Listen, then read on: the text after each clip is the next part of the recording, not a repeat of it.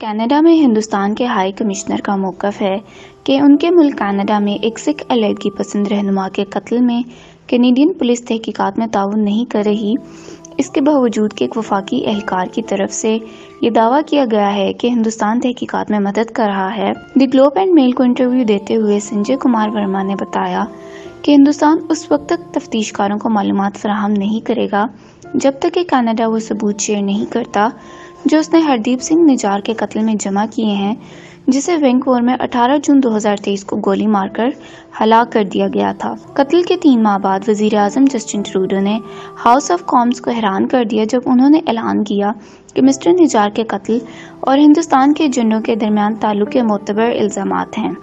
Over the past number of weeks, Canadian security agencies have been actively pursuing credible allegations of a potential link between agents of the government of India and the killing of a Canadian citizen, Hardeep Singh Nijjar. Canada is a rule of law country. The protection of our citizens and defense of our sovereignty are fundamental. Our top priorities have therefore been, 1, that our law enforcement and security agencies ensure the continued safety of all Canadians, and 2, that all steps be taken to hold perpetrators of this murder to account. Canada has declared its deep concerns to the top intelligence and security officials of the Indian government. Last week at the G20, I brought them personally and directly to Prime Minister Modi in no uncertain terms. Mister Verma کا موقف وزیر اعظم Justin Trudeau کے موقف اور اس وقت کے قومی سلامتی کے مشیر جوڈی تھامس کے موقف سے مختلف ہے۔ انہوں نے اپنی ریٹائرمنٹ سے قبل جنوری کے آخر میں سی ٹی وی کو بتایا کہ دونوں ممالک کے درمیان تعلقات بہتر ہو رہے ہیں۔ تھامس کا کہنا تھا کہ میں ان کو تعاون نہ کرنے کے طور پہ بیان نہیں کروں گی، مجھے لگتا ہے کہ ہم نے ان تعلقات میں ترقی کی ہے۔ نومبر میں ایک غیر سلشدہ امریکی فرد جرم نے اس دعوے کی تائید کی کہ ہندوستان شمالی امریکہ میں متعدد سکھ علیحدگی پسندوں کو قتل کرنے کی سازش کر رہا ہے۔ اس نے مزید یہ کہا کہ مسٹر نجار کی خون آلود لاش کی ویڈیو ایک ایسے شخص کو بھیجی گئی تھی جسے نیو یارک میں مقیم وکیل اور کارکن گرپتونت سنگھ پنن کو قتل کرنے کے لیے رکھا گیا تھا، جو کہ ہندوستان کے پنجاب کے علاقے میں آزاد خالصتان کے لیے عالمی ریفرینڈم کے منتظم تھے۔ دی گلوب کے ساتھ انٹرویوز میں مسٹر ورما نے کہا کہ کینیڈا نے ہندوستان کو ایسی کوئی چیز نہیں دکھائی جو مسٹر نجار کے قتل کو ان کے ملک سے جوڑتی ہو، جو ان کے بقول نئی دہلی کے ساتھ تعاون کی شرط ہے۔ انہوں نے ایک ہفتہ قبل کہا، ہمیں کینیڈین حکام کی مدد کے لیے متعلقہ اور مخصوص شواہد کی ضرورت ہے۔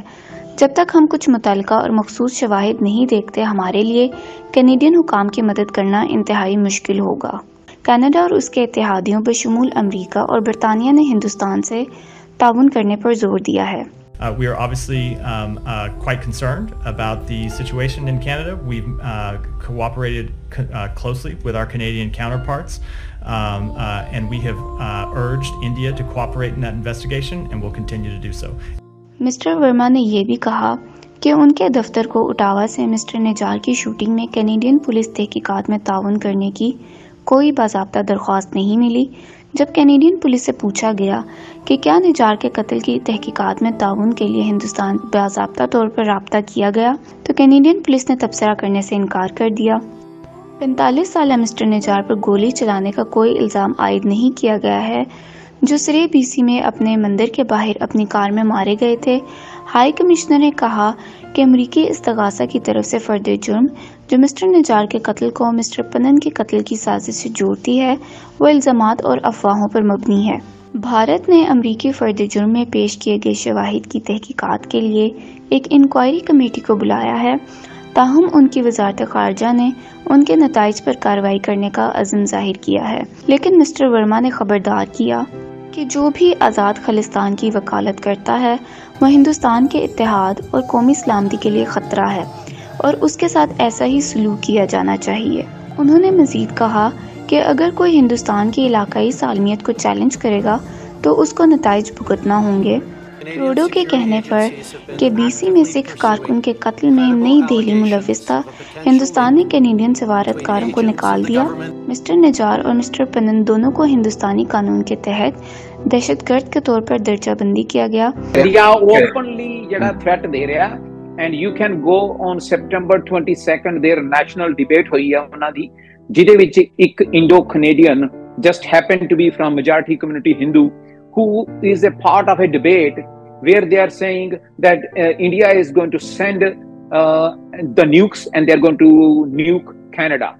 Parliament ਦੇ ਵਿੱਚ debate ਹੋ ਰਹੀ ਹੈ ਜਿਹਦੇ ਚ member parliament ਕਹਿ ਰਿਹਾ ਹੈ ਕਿ there should be a surgical strike to eliminate Pannu and other pro-Khalistan Sikhs. They are openly calling for a war against Canada.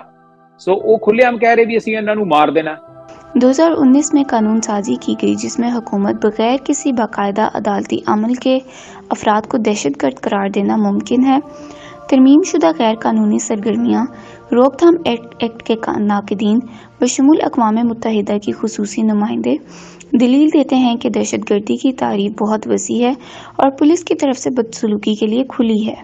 New York میں قائم advocacy group human rights watch کے مطابق ہندوستان نے صحافیوں، انسانی حقوق کے محافظوں اور کارکنوں کو حکومت کے دیگر ناقدین کو خاموش کرنے کے لیے انسداد دہشت گردی کے اس نئے قانون کا غلط استعمال کیا ہے۔ دہلی میں مقیم ایک صحافی ہرتوش پال نے کہا کہ خالصتان کے گرد ہندوستانی حکومت کے بیانیے کو سیاسی اینک سے دیکھنے کی ضرورت ہے۔